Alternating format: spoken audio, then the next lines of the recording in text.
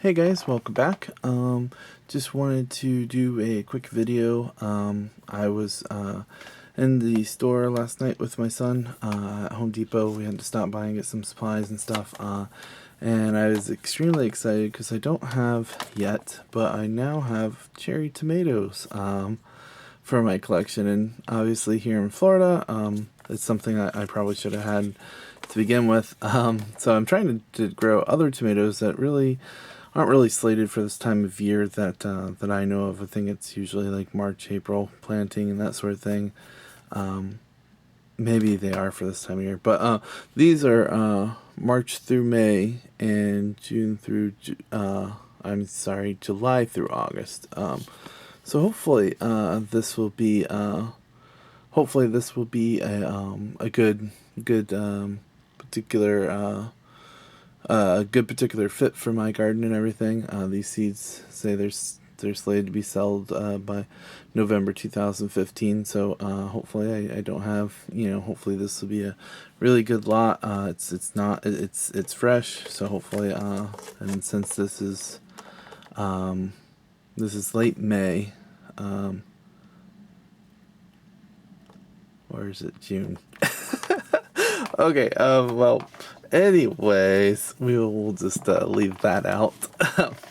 Yeah, so anyways, so this is the brand. I got the Burpee brand. This is what they had. They're Super Sweet 100 hybrids. So tomato Super Sweet 100 hybrid. Okay, I guess the same. Sorry, just repeating what it says. So they do require full sun, 70 days to mature. They're extra prolific cherry type. So I don't know, maybe somebody can help me clarify what extra prolific means. I didn't know if that meant that they just produce like tons of fruit, or what extra prolific means, or if that's just something that they just put on there. I don't know.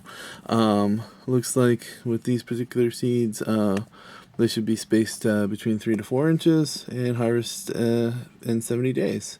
So that's exciting. The 3 to 4 inches doesn't really apply to me since obviously I'm doing things a little bit different in terms of, I'm sorry, not inches, foot, excuse me, 3 to 4 foot. I was like, 3 to 4 inches? That doesn't sound right. It's 3 to 4 foot, sorry.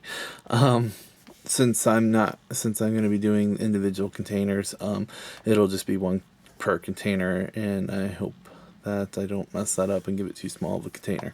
So, but these are Burpees. Please don't, if these don't sprout, please don't fault Burpee. It's not their fault. Their seed doesn't sprout, in my case, because I just don't quite follow instructions to what I probably should and shouldn't be doing. So that's that. I was just really excited. I wanted to show you guys a video. I'm planting 2 of them. So I just planted this one off camera, and I was like, hey, maybe I should grab my camera and show this. Then the other news, I'll show you later on. Hopefully, I think hopefully later on today, I should be able to do an update where I'll actually show you.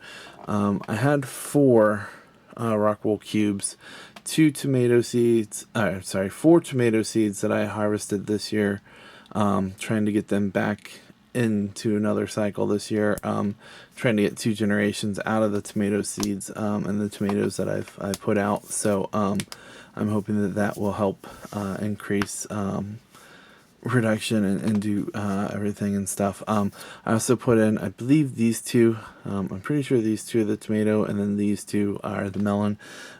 Luckily I'm smart enough now to where I know the difference between a melon and tomato. Hopefully I'll have these 2 come out. If you look really closely, I'm sure you can see, maybe not, but we shall find out. If you look really close, you'll see this one's popping up. Hopefully he'll be up today. And then the other ones haven't come out yet. So I don't know if those are seed germination. Like I use 4 tomato seeds and 2 melon seeds. So that's still within a rate of failure for me. Don't have exact numbers, but so all I'm doing is just kind of I like to try to poke a little hole so that the root growth will be better, poke it through. I'll push a little piece down to try to help keep the tomato seeds stay fairly near the top, because I don't like it when it gets all the way down. Let's see if I can see more of what I'm doing here.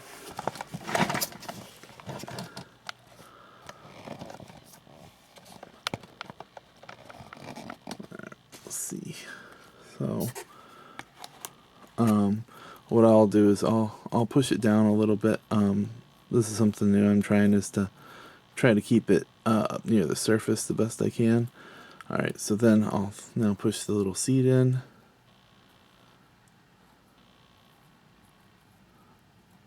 Probably keep it about 1/4 of an inch thereabouts from the top, best I can tell. And then I'll just lightly grab some fibers, just little fibers, just enough to keep the light off. Is all I'm trying to do, is just try to keep the light off of the seed. Don't know how important it is to push it over. I've seen people push it over. I've seen people just leave it. I've seen people put like perlite or something, like really soft, in there. So I don't know what the best method is. This happens to be the way I'm doing it this particular case.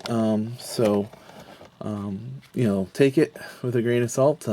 Use it if you want, if it works for you. Experiment around with it. Don't use it if it doesn't work for you.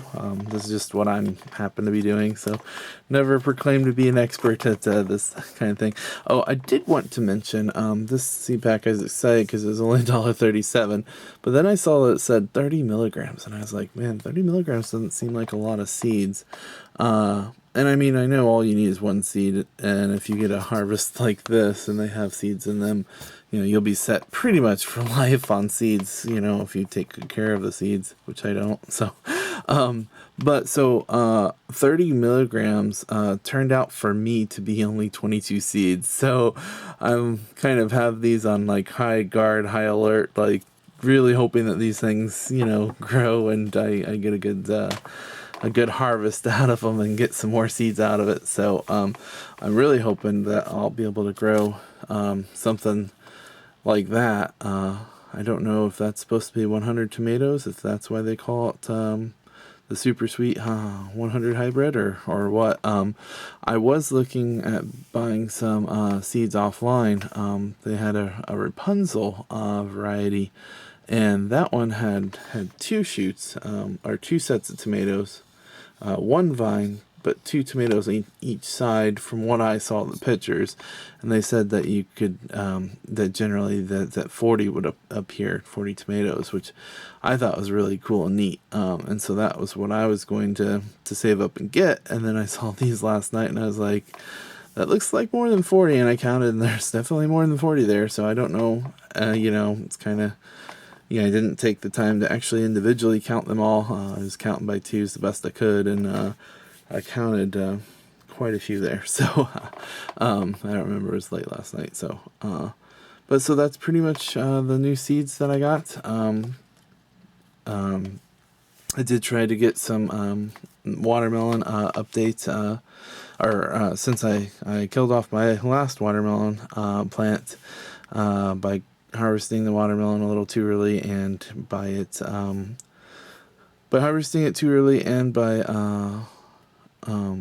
it then drowning. I decided I would go ahead and try to get some more watermelons out real quick.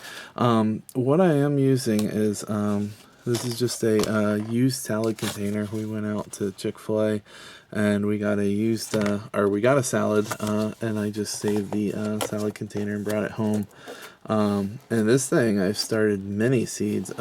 Actually, they have 4 little vent holes for when you're buying your salad at the store and everything. So I ended up just putting a piece of Scotch tape over it, and that seems to have been doing pretty well. And then I just have a CFL light. It's a daylight one, so it's in like the 6K range, I believe. And this just happens to be the light that I'm using right now, that I just have over to the left of my computer. my computer's a wreck. Otherwise, I might be tempted to show you guys the spot. But I definitely have a light issue. I think that the light is about 5 to 6 feet above the box. So it is just enough light to where it will penetrate and cause it to get really really moist, but not very hot in here. And so I of the original 6 that I started, they weren't sprouting, so I left 2 in here, and I put 4 little cubes into this little container here, 2 and 2, and it's still dirty. I haven't washed it yet. But 2 and 2, and I put this without a lid on a on my little laptop little power brick so that it would get warmth. And so it was getting a lot of warmth, but because there was just, I guess, not enough moisture, the seeds just weren't germinating. So I put them back in here, and like I said, there were 4 originally. I added 2 like a day later. So I'll just, I just say in general 6. So 2 of them that were left in here germinated, and I transplanted them yesterday. So that then left me. So then I was like, okay, well I've transplanted them, and I've gone ahead and I've transplanted those out. And so I decided to move the ones back, the rockwool cubes from that container back into here, because I can get a lid. It's a little bit taller and everything.